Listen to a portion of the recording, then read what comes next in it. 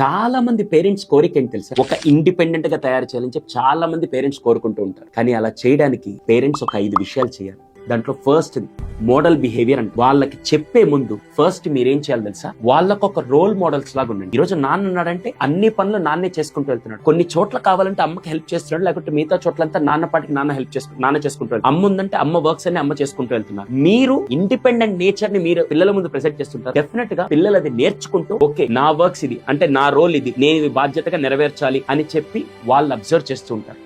First మీరు చేయాల్సింది, వాళ్ళు ఇండిపెండెంట్ గా ఉండాలంటే మీరు ఇండిపెండెంట్ గా ఫస్ట్ ఆ వర్క్స్ కంప్లీట్ చేయడం చూడండి. Second, trust your child. మీ పిల్లల్ని ఫస్ట్ నమ్మండి. ఇక్కడ ఏమవుతుందంటే వీడు పడేస్తాడేమో, వీడు చేయలేడని చెప్పి మీరు ముందే చెప్పేస్తూ ఉంటే వాడు వెంటనే ఓ నేను చేయలేనా, నా వల్ల కాదులే వదిలే అని చెప్పి వాళ్ళ మీద వాళ్ళ కాన్ఫిడెన్స్ తగ్గిపోతే వాళ్ళు ఇండిపెండెంట్ గా తయారవ్వలేదు. ఫస్ట్ వాళ్ళ చేత ఇండివిజువల్ గా పనులు చేపిస్తూ అటువంటి నమ్మకం మీకుందని వాళ్ళకి తెలియజేసే విధంగా మీరు చేయండి. మూడోది, హౌ టు టేక్ డెసిషన్స్. ఎలా డెసిషన్స్ తీసుకోవాలి ఫస్ట్ నేర్పించి. అంటే ఇంట్లో ఏదైనా చిన్న ఫంక్షన్ జరుగుతున్నప్పుడు కూడా మీరే కేక్ తీసుకొని వచ్చి మీరే అన్ని అరేంజ్ చేయకుండా బలూన్స్ యాక్టివిటీ అంతా నువ్వు చూసుకో, డెకరేషన్ యాక్టివిటీ అంతా నువ్వు చూసుకో అని చెప్పి ఒక్కొక్క యాక్టివిటీ ఇచ్చి దాన్ని ఎలా క్రియేటివ్గా ప్రెజెంట్ చేస్తే నీ ఇష్టం, నువ్వే డెసిషన్ తీసుకోవాలి అని ఎప్పుడైతే మీరు చేస్తారో పిల్లలు స్వతహాగా ఆలోచించడం మొదలుపెట్టి దాని గురించి బాధ్యత తీసుకొని క్రియేటివిటీని కూడా ఇంప్లిమెంట్ చేస్తారు. This the third one.